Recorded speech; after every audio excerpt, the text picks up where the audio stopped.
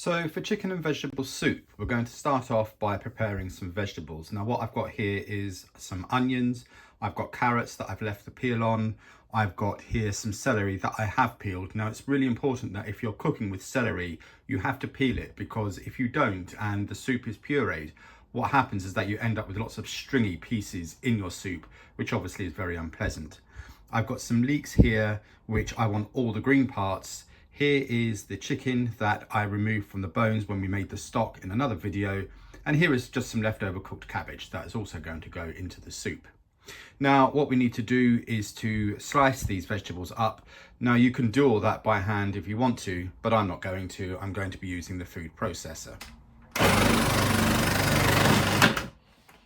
And there we are. So that's all the vegetables now sliced up. And what we're going to do is just rinse them under the tap. And then we're going to sweat these down in a large pot. So what I'm going to do now, and the basis of this pot has been warming up on the stove. This is actually a pressure cooker pot, and it's exactly the same as what we did when we made the chicken stock in the previous video. I'm going to put some butter, and the amounts are not vital. I'm probably going to put about 60 grams, and I'm just going to get that to melt at the bottom of the pot there. You need it to at least cover the bottom of the pot, because what we're going to do is saute the vegetables, and then we're going to leave them to sweat off probably for about 10 minutes or so. So as you can see, the butter's melted now, and what we're going to do is just tip in all the vegetables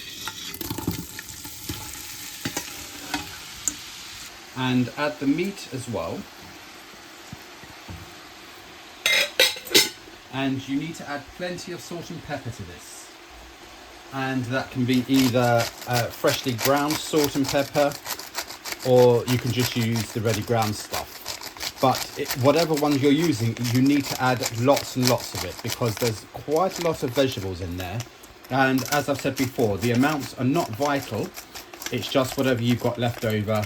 Now you have to stir everything thoroughly together to make sure that everything is coated thoroughly with the butter at the bottom of the pot, and also with the salt and pepper that you've just sprinkled over. And one thing I forgot to mention is that if you are using a food processor to prepare your vegetables, make sure you use the thickest slicing disc. The thin slicing disc wouldn't really be appropriate, because you don't want everything to mash down before you puree the soup. So that's everything really thoroughly stirred together, and if you're using just an ordinary saucepan, you would just put the standard lid on, and you would then give this 15 minutes. But what we're going to do, because we're using a pressure cooker, we're just going to put the lid on and actually seal it up. And the valve, we're just going to leave in the free steaming setting, which is that there.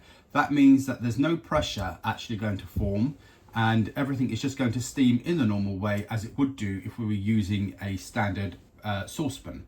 And we're going to turn this down now, turn the heat down now to medium low, and we're going to give this 15 minutes, because what we want to happen is the juices to run out from the vegetables and the meat, and then we can start thickening the soup up and then adding the stock. Right, so the 15 minutes are up. We'll just have a look inside.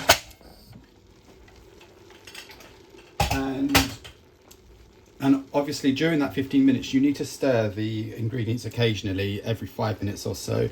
And what you can see here, I'm just going to tip the pot up, because what you can see here are the juices of the vegetables are starting to run here, and there's quite a collection here, and that's exactly what you want.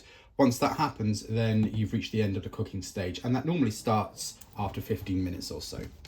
Now, what we're going to do is we're going to add 3 tablespoons of flour.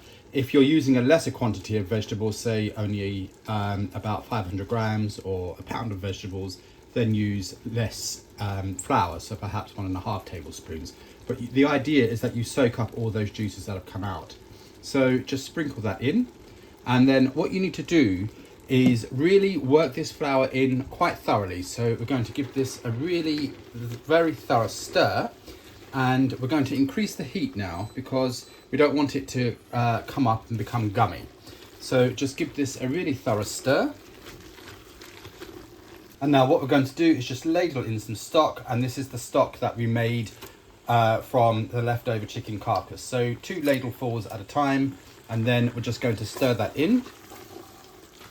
And make sure that you get down to the bottom of the pot so nothing catches. And at this stage, you increase the heat to medium-high, and you keep going with the stock, 2 ladlefuls at a time.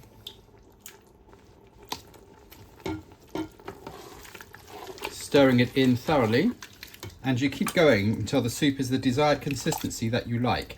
Now, you don't have to puree this soup if you don't want to. You could just cook this and leave it whole and chunky like that, but I'm going to part liquidize this because I do like soups that are smooth and do have a bit of texture in, depending on what it is. Sometimes I have soups that are totally smooth and some that are totally chunky. It does depend on what it is.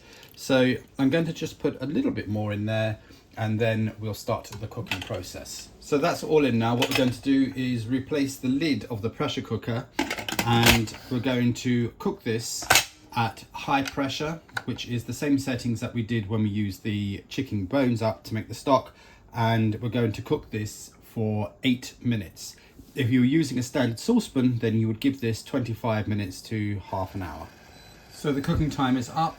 The pressure is now released, as you can see, and we're just going to take the lid off now. And as you can see, that's like molten lava in there. So we're clearly not going to do anything with that while it's still bubbling away.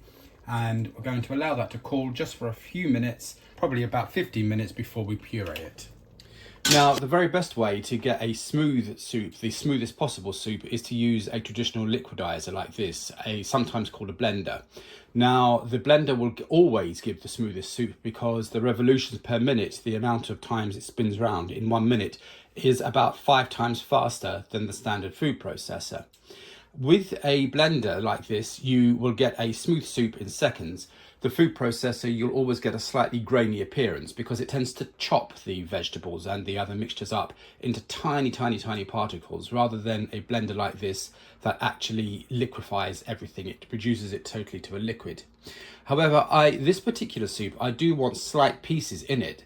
And although you can pulse ingredients like this, you don't in a blender like this, you can pulse the ingredients to a fairly small amount if you don't want it totally smooth. There's a little bit more control with a food processor, so that's what I'm going to be using. To liquidize the soup today, I will be using the food processor. And the difference, although there is a slight difference, it's quite marginal, but that's what we're going to be doing today. So what I've done is I've strained the soup. This is the liquid, of course.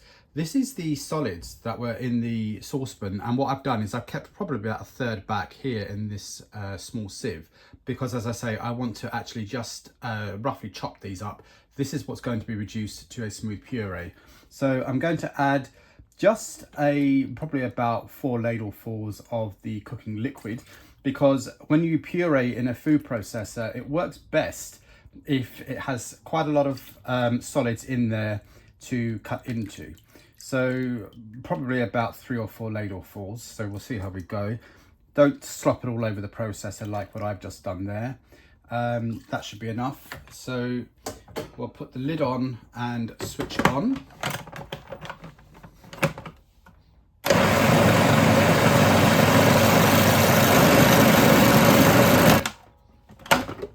And there we go. So now what we're going to do is transfer this to a saucepan. And what we're going to do now is take this lot of vegetables and put this into the bowl. And of course, it goes without saying that when you are pureeing with a food processor, you use the blade attachment. And for this, what we're going to do is just put perhaps 2 ladlefuls in, 1.5 to 2 ladlefuls at the most. And then we'll put the lid on. And all we're going to do is just give this a few sharp bursts.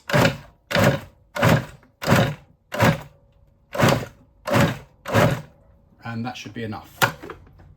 Yeah, that's absolutely fine. That's just as I want it. And what we're going to do is transfer that to the saucepan.